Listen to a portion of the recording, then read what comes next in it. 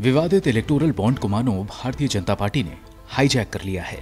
पिछले 17 चरणों में इसकी बिक्री के अगर आंकड़े देखें तो हर बार कॉरपोरेट और इंडिविजुअल से बीजेपी को सबसे ज्यादा चंदा मिला है। मसलन एक रिपोर्ट के मुताबिक बीजेपी को साल 2019 में इलेक्टोरल बॉन्ड के जरिए सबसे ज्यादा चंदा मिला और चंदे में 76% की बढ़त देखी गई। अगर आंकड़ों पर गौर करें तो पिछले 3 सालों में भारतीय जनता पार्टी को इलेक्टोरल बॉन्ड के जरिए 4,215 करोड़ रुपए का चंदा मिला है। इनमें वित्त वर्ष 2017-18 में 210 करोड़, 2018-19 में 1,450 करोड़ और एक अंग्रेजी दैनिक की रिपोर्ट के मुताबिक 2019-20 में पार्टी को 2,555 करोड़ रुपए का चंदा मिला। जबकि दूसरी तरफ अन्य राजनीतिक दलों को इलेक्टोरल बॉन्ड के जरिए कम चंदा मिला, जो ऊंट के मुंह में जीरा साबित होता है। मसलन कांग्रेस को पिछले 3 सालों में इलेक्टोरल बॉन्ड के जरिए 706.12 करोड़ रुपए का चंदा मिला है।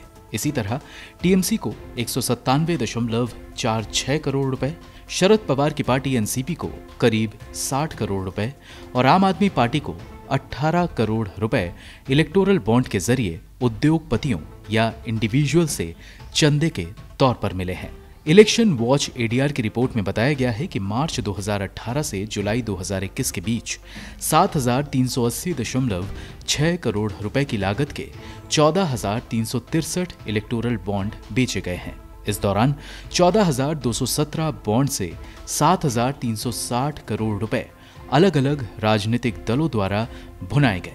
रिपोर्ट में यह भी बताया गया है कि राजनीतिक दलों द्वारा इलेक्टोरल बॉन्ड के कुल मूल्य का 60.26% हिस्सा इसी दौरान मार्च 2019 से लेकर मई 2019 की अवधि में भुनाए गए।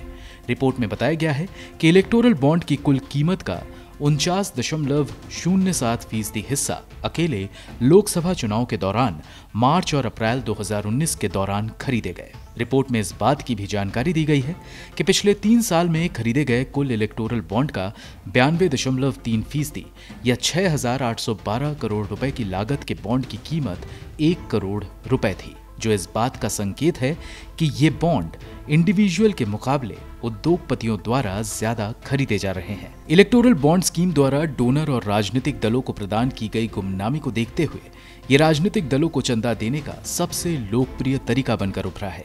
साल 2018-19 में राष्ट्रीय राजनीतिक दलों के कुल इनकम का 52% और क्षेत्रीय राजनीतिक दलों की कुल इनकम के करीब 54% हिस्से इसी इलेक्टोरल बॉन्ड के जरिए आए थे।